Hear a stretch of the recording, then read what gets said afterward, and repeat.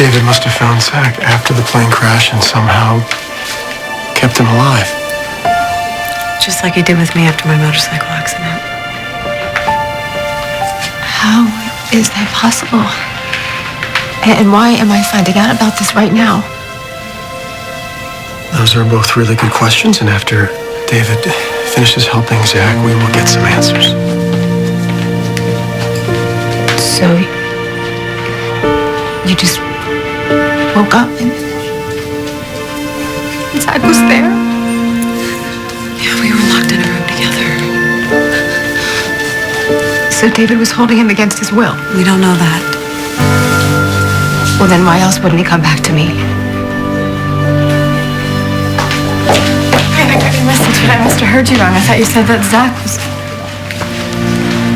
alive.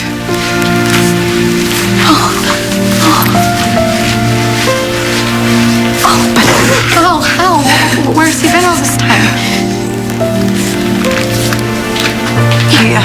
David had him hidden away. Oh, what's wrong with him? He's got some sort of an infection. Is he gonna be okay? JR, you have to know how sorry I am that I haven't been here for you. But I love you so much. Everything I've done is to get back to you, to my family. Family? What is that? Is that a joke? That family was a mess long before you ever took your little trip to the great beyond, and I'm sure you'll find a way to blame that on Hayward. Because he forced you to sleep with him while you're married to Tad, right? Then you had to run off to Europe to find yourself without telling us the most important detail, that you were pregnant. I'm sorry, JR. I'm sorry, okay? I know I made a lot of mistakes. A mistake? A mistake is using your salad fork for an entree. Or forgetting to take your library book back. But running out on your husband and your son, that is not a mistake. That's a travesty. Look, you know what I was doing the whole time you were gone? Trying to keep my family together. Trying to make that perfect family that I never had. JR, you can have a perfect family. What are you going to offer me? What kind of advice? Other than to run, because that's always been your choice. But I needed you the most. You left me with my father. But your father, Adam, he loves you. Oh, yeah, in his own way, right? So do you. The wrong kind of love, it could be poison. The kind that didn't kill you. You know, I tried being like my father. And I tried to not be like him. I just ended up failing miserably. And now I'm just a drunk. So since you're not dead, you're gonna have to learn to live with that.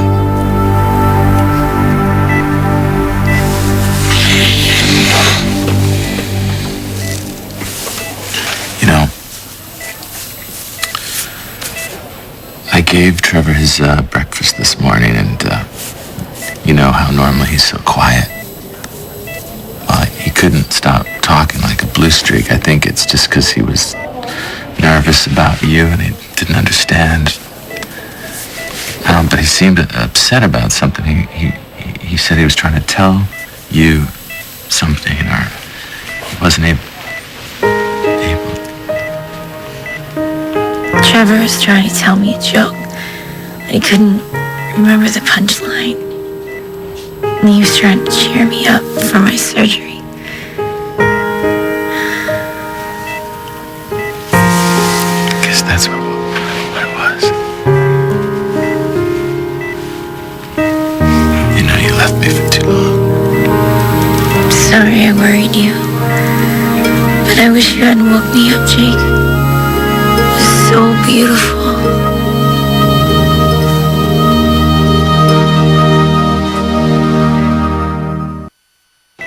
By all accounts, your surgery was perfect.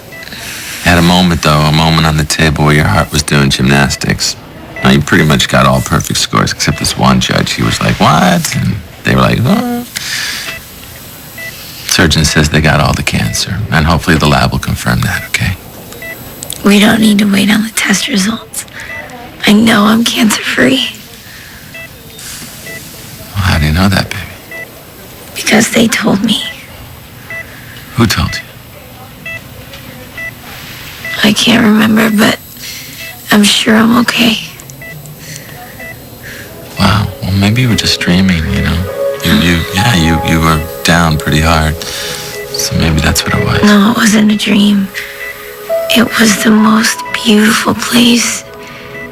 And I knew that you and Trevor were waiting on me, but I didn't want to leave. I'm certainly glad you came back for the party. Complete with balloons. You see somebody sent you some balloons. My dad was there. He was talking to me and the Herald. The dog, Harold?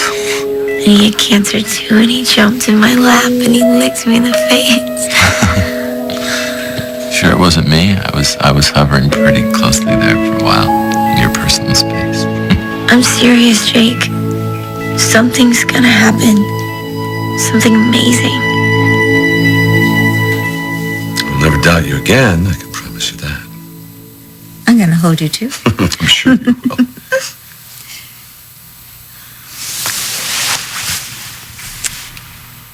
What is it? Oh, nothing. Well, here I am in the City of Lights in a beautiful hotel with the most beautiful woman in the world, with whom I'm madly in love. But where are you? I'm right here. I'm right here with you.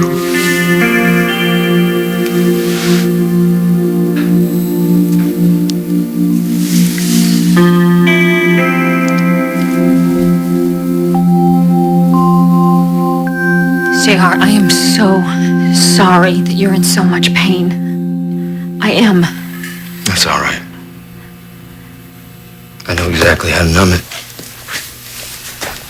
You know, when they took Kate from me... Kathy. Her name is Kathy. Kathy. You know, they kept her from me. Yeah, who kept you from me? You know, when you got back from Europe, it was weeks before I even knew that you were here. I'm so sorry, JR.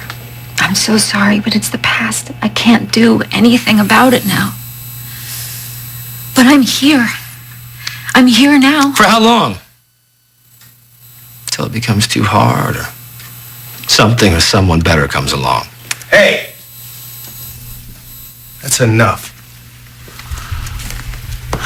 Nothing that has happened this time around is her fault. You want to get angry at somebody, you get angry at me.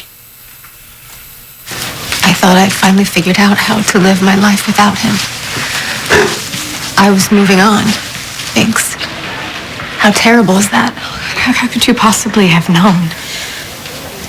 Zach wanted you and the boys to be happy, to live. And you thought he was dead. We all did. I should have listened to my heart when it told me that he wasn't. He needs to make it. Zach is fighting his way back to us. He's not going to stop fighting now. David did this. I don't know how, but he did. Well, don't question it now. This is A miracle. And Zach is alive, and he just needs our positive energy now to get better and to stay that way. the boys. Spike and Ian. They get their dad back. And Mom. Oh, she's in France. Uncle Jack took her away. One of us will call her. You just need to focus here. Stay strong for Zach. If you were so hell-bent on going off with David... You would have tried to talk me out of it. Yeah, I would have. And when that didn't work, because we all know when you set your mind on something, there's no changing it, at least then I would have gone with you, and I would have been able to watch your back. You're right. I'm sorry.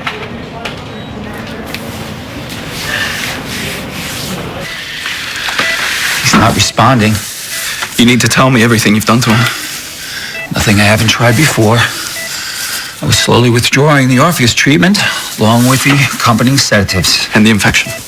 That was a recent development. Once you showed signs, I added the antibiotic. Which apparently didn't work. That's because Zach here pulled out his IV before they had a chance to. You should have kept me informed. Oh, really? Why would I do that, Doctor? Didn't you already feel compromised with what little you did know? You would have had backup. Oh, yeah? And who said I don't? The games, Dr. H. You're playing with people's lives here. You said so yourself on that DVD that I was the only one who had the ability to carry out this treatment, if that were true. Then you should have brought me on board. All the way on board. You know, maybe you should ask yourself what you're really angry about here. Is it because you missed your chance of being a part of medical history? Or is it because you fell in love with Kendall, only to find out that her husband is still alive? Or maybe it's a little bit of both. What was the idea behind putting Greenlee in with Zach? I thought some familiar stimuli might help bring him back to consciousness again. Contact with someone he knew. Yes, that's right. She was available, and she was determined to find out what I was capable of, so why not? I'll let you make that argument with Ryan. I've done everything I can for him. If his fever doesn't break soon, his organs are all going to. It'll break. You better hope so. And you're right about Kendall. Someone I care about deeply just saw her dead husband wheeled into this ER alive. You've given Kendall hope.